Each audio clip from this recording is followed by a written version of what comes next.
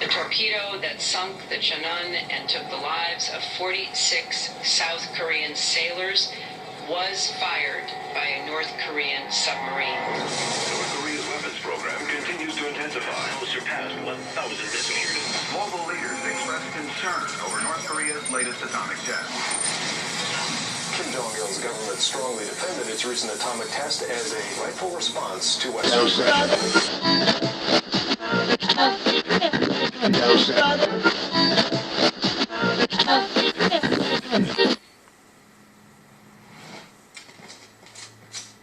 Alright, welcome everyone to episode 86 of Box News.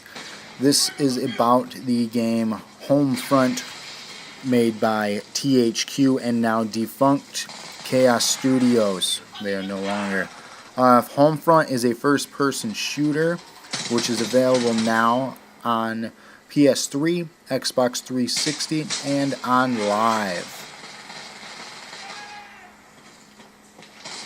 Alright, I want to start off by praising the story of this game. The story was written by John Milius, who co-wrote Apocalypse Now and directed Red Dawn. So given that, you're going to obviously be impressed by the story if you're a fan of that kind of stuff. I love the story. I thought it was just too short. The game as a whole is too short, being only 6 or 7 missions in total, with a lack of variety of missions.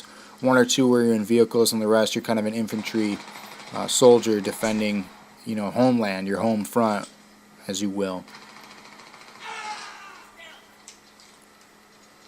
The opening cinematic sucks you right into the story, catching you up to date with what's been going on. It starts right after current times with Kim Jong-il, and then the death of him, where Kim Jong-un basically takes over North and South Korea, uniting them as a whole, calling it the Greater Korean Republic. The opening cinematic basically catches you up to date all the way to 2025, so about 14 years in the future from this current time, obviously.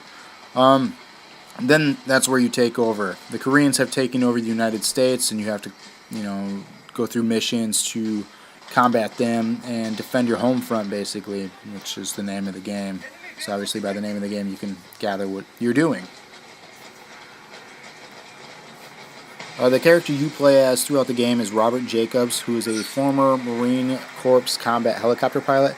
You are awakened in a makeshift house in Colorado, and you are ordered to an re-education camp in Alaska for failing to answer occupational military draft. The action starts right away as they're taking over the town. You go through familiar residential districts and cul-de-sacs and defend against the armies there. Working your way through, you work with the resistance team, and you eventually become a platoon, and you work together throughout the different missions. It jumps around, leading into California, which the final mission takes place on top of the Golden Gate Bridge. This is one of the most epic things of the game. With that being said, pretty much everything in between the opening and ending of the game is very lackluster, very boring, monotonous. It's just another standard first-person Modern Warfare kind of combat shooter. You do missions, you work as a squad, and fight your way through residential districts rather than sand dunes and other areas that we've seen in recent first-person shooters of modern combat. Well, like I said, the story is fantastic, the beginning and end is great, but everything in between is just kind of filler, and they didn't really know what to do with anything in between. So I definitely recommend the game. It's short, you can beat it in 4 to 5 hours.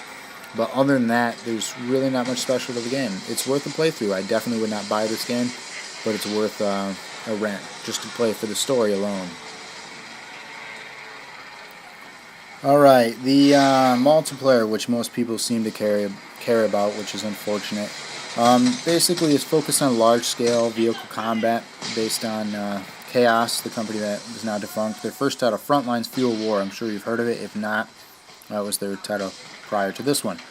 It's focused on battle points. You earn currency. You get to purchase weapons, gear and vehicles throughout the game that you're live with. Instead of going back to a menu and purchasing loadouts, you can purchase these things live in a match, allowing the map and everything to change throughout the course of it.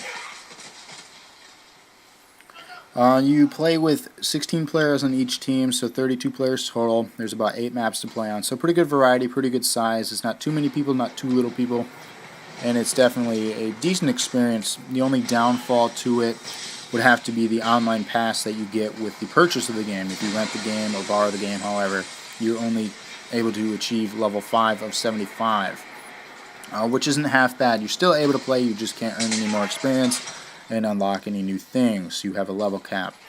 And to purchase this online pass is $10, and be on the lookout for deals and discounts. But that's the downfall to the online plays, that you have to buy this game, which is like most games right now, to be able to get the full experience online. But at least they give you kind of a demo, which some games just kind of block you out completely unless you had bought the game brand new.